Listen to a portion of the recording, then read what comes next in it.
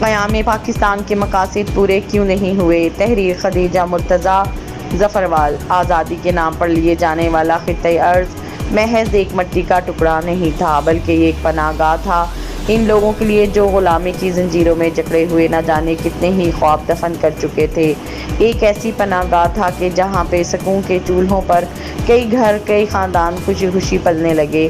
ایک ایسا گلشن تھا کہ جس کے زیر سایہ سبھی مرجھائے ہوئے پودے سرسبز و شاداب ہونے لگے۔ المختصر، اگر میں یہ کہہ ڈالوں کہ وہ خطہ جو ہم نے آزادی کے نام پر حاصل کیا وہی سرمایہ کل حیات تھا تو کچھ غلط نہ ہوگا، لیکن وجود میں آنے والے عرض پاکستان کے مقاصد میں سے ہمیں بس آزادی نام ہی یاد رہا، جس کا ہم نے خوب فائدہ اٹھایا۔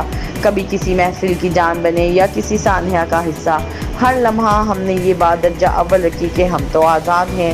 کسی بزرگ نے کوئی نصیحت کر ڈالی تو سننے میں آیا کہ ہم آزاد ہیں۔ کسی باپ نے اولاد کو مستقبل کی فکر دہانی کروائی تو سننے کو ملا کہ بابا چھوڑ دو یار، ہم آزاد ہیں۔ کسی نے کوئی چوری کی تو جواباً شرمندہ ہونے کی بجائے سننے کو ملا کہ ہم تو آزاد ہیں۔ کسی مسجد کے امام نے کسی راہگیر کو نماز کا بولا تو سننے کو کیا ملا؟ وہی کہ ہم تو آزاد ہیں۔ ہم نے آزادی کا اتنا فائدہ اٹھایا کہ ہم اس کے نقصان بھول بیٹھے۔ ہم نے کبھی غور ہی نہیں کیا کہ پاکستان کے قیام کے مقاصد کیا ہیں، کیا اصول ہیں جو اس کی بنیادوں کو مضبوط رکھیں گے۔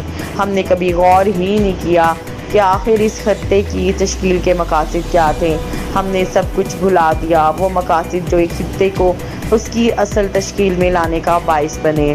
وہ کبھی پائے تکمیل نہ ہو سکے۔ اسلامی نظریے پر وجود میں آنے والی ارض پاک کے نظریے کو ہی ہم نے پس پشت ڈال دیا۔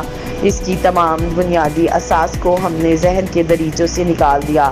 آخر کیا تھے قیام پاکستان کے مقاصد؟